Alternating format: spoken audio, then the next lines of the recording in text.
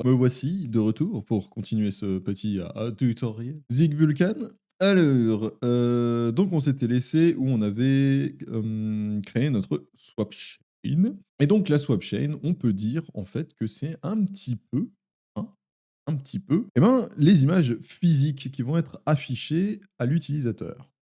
Non, ce qui serait intéressant pour nous, ça va être de créer les images logiques. Ces images-là, elles vont contenir, enfin ces structures-là plutôt, on va arrêter de parler d'images, on va plutôt parler de structures, c'est plus cohérent. Ces structures-là, elles vont contenir les commandes qui vont être exécutées pour chaque image qui va être affichée à l'utilisateur. C'est pour ça qu'on va parler plutôt d'images logiques. Parce qu'en théorie, on pourrait en avoir plus, ou on pourrait en avoir moins. Et n'est pas nécessairement corrélé. Mais nous, on va faire du un pour un parce que c'est plus simple à gérer. Et donc, on va commencer à aborder le sujet des commandes GPU. Les commandes GPU vont être enregistrées dans ce qu'on appelle un command buffer, un buffer de commande. Voilà. Dans Vulkan, cet objet-là, ça va être le VK command buffer. Et ce VK command buffer, il va falloir l'allouer. On l'alloue d'un pool de command buffer qu'on appelle le command pool. Et ces command pool et command buffer vont avoir plusieurs propriétés qui vont définir la manière dont, comment dire, la manière dont ils sont alloués et détruits et dont ils interagissent avec le GPU.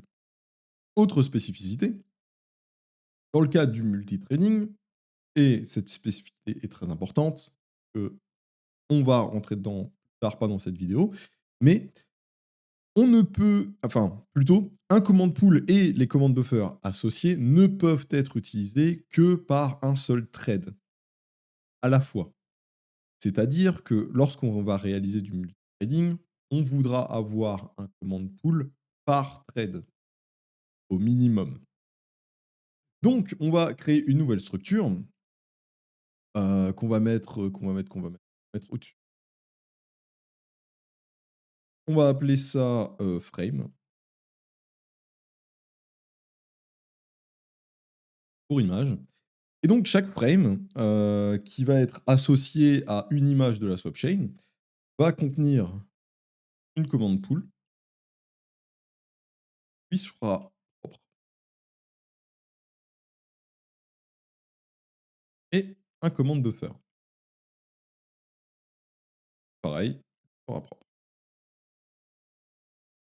Alors, on fait ça comme ça pour la simple et bonne raison qu'on veut que chaque frame soit indépendante les unes des autres au maximum.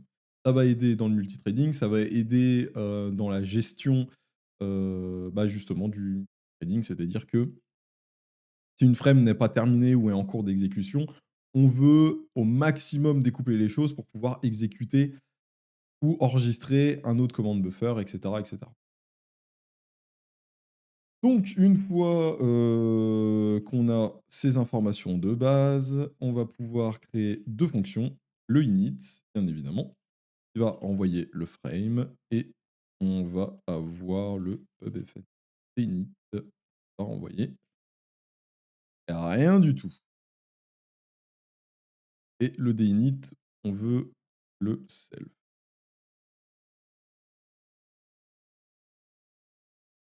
OK! Donc il semblerait qu'on ait tout. Pour éviter l'erreur, on va faire ça pour le moment. Donc, maintenant qu'on est ici, qu'est-ce qu'on va pouvoir faire? Eh ben, il faut initialiser le command pool, déjà, donc const command pool, create info.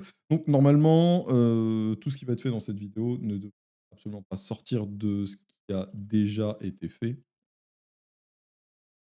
Vulkan classique. Oh, il n'y a rien de bien particulier. Là, on va déclarer son REST type qui va être, tk type command pool create info. Ensuite, le command pool, on va lui déclarer un certain nombre de flags qui vont déterminer son comportement. Donc, le command pool, on veut lui attribuer le flag qui va être, vk commande pool, reset,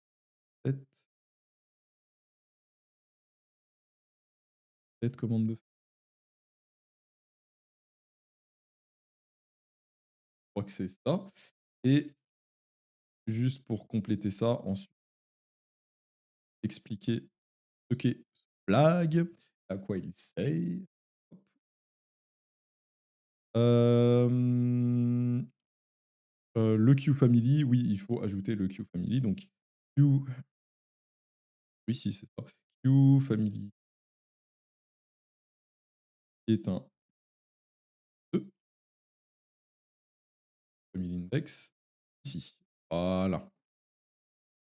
Donc, le flag, donc VK command pool create info reset. À quoi ça correspond? Eh bien, ça correspond tout simplement à la capacité des command buffers qui seront créés dans le par enfin, oui, à partir de ce command pool, de pouvoir être reset, c'est-à-dire réinitialisé à 0 pour être enregistré à nouveau, sans avoir besoin de reset l'entièreté du command pool. Donc ensuite, on lui dit à quelle famille il appartient. Donc en l'occurrence, comme c'est la frame, vous l'aurez compris, ça va être le graphique Q, vu que le but c'est de, dessiner. Tac et on va pouvoir créer le command pool. Alors pour ça, on fait un VK command pool, .vk command qu'on met en undefined et on veut aller ici pubfn, create pool, error void boom, voilà, const read égale à c.vk create pool,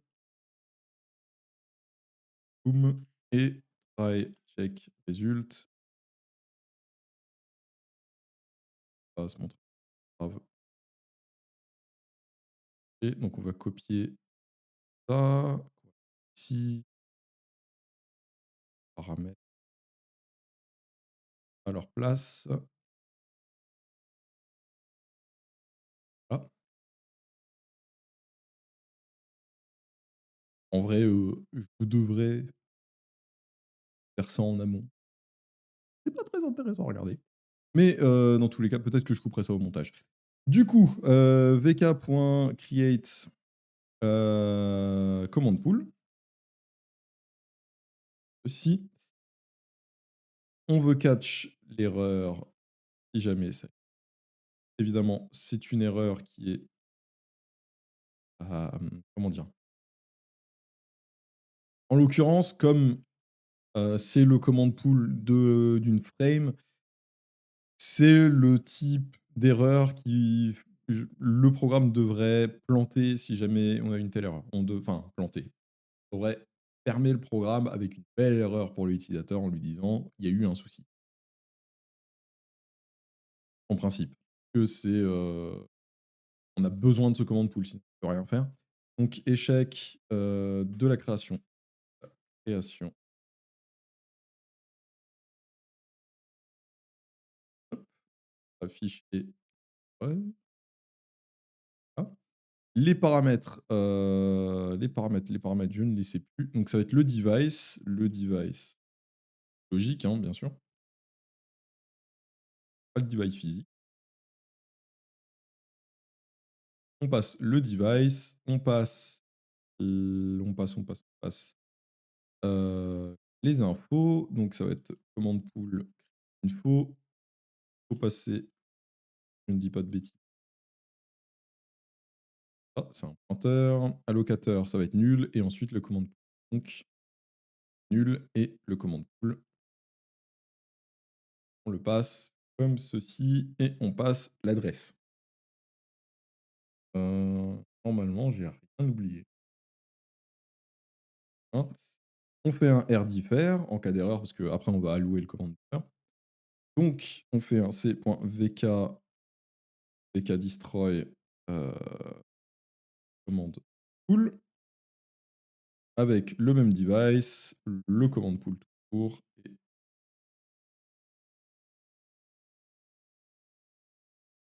Donc ensuite, on va allouer le command buffer à partir du command pool qu'on vient de créer. Donc on fait command buffer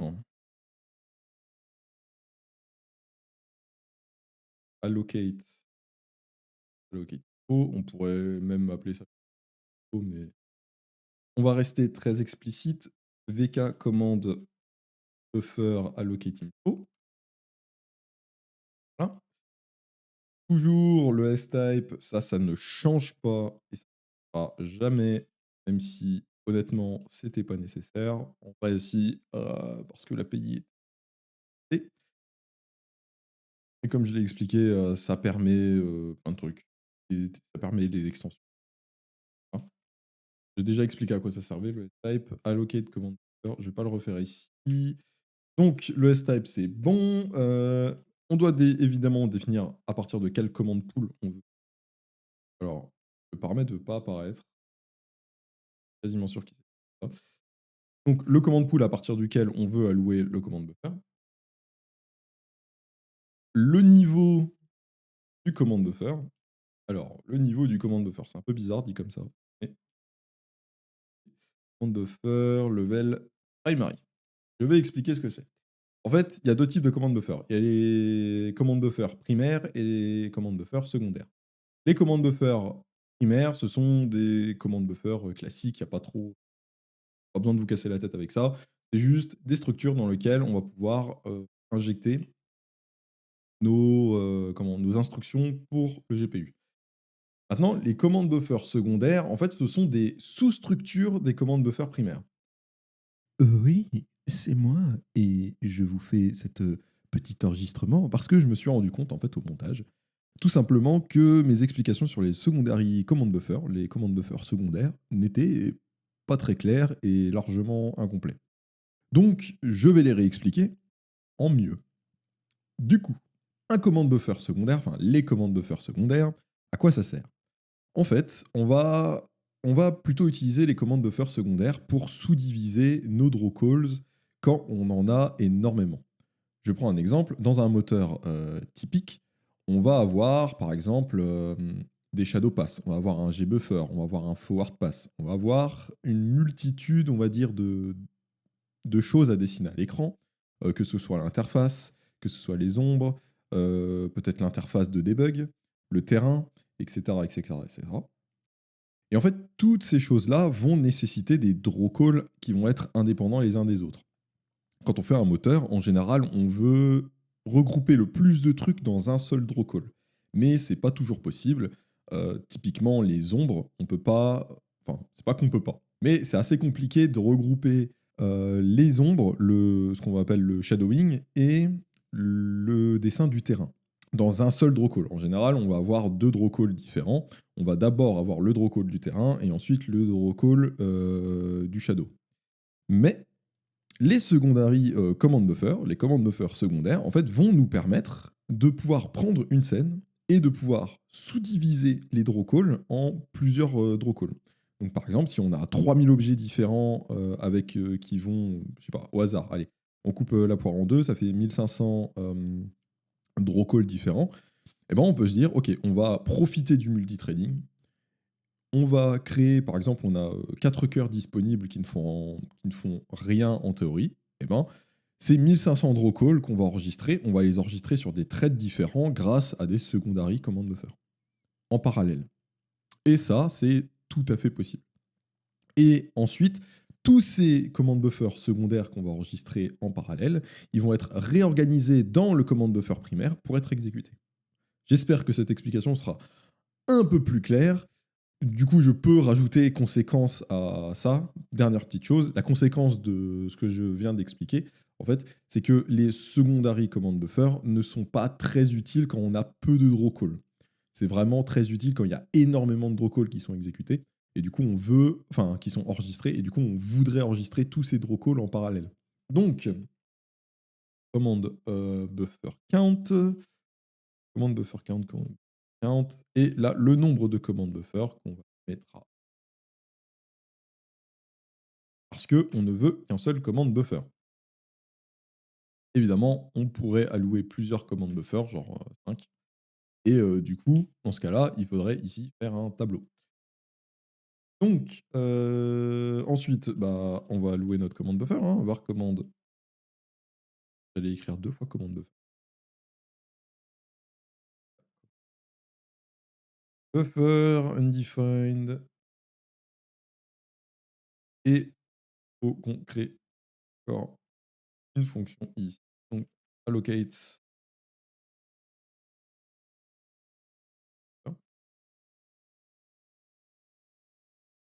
oh, voilà. Et donc ça va être result égal à c.tk allocate commande au pluriel parce que cette fonction nous permet théoriquement d'allouer plusieurs commandes buffer en même temps.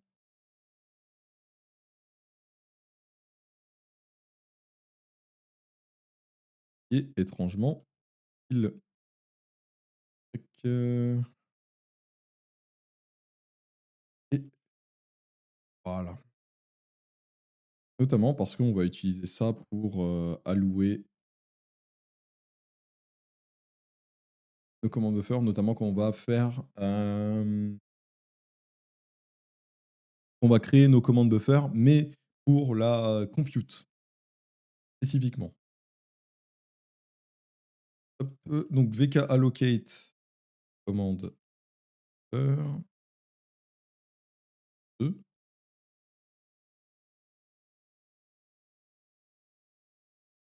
buffers, device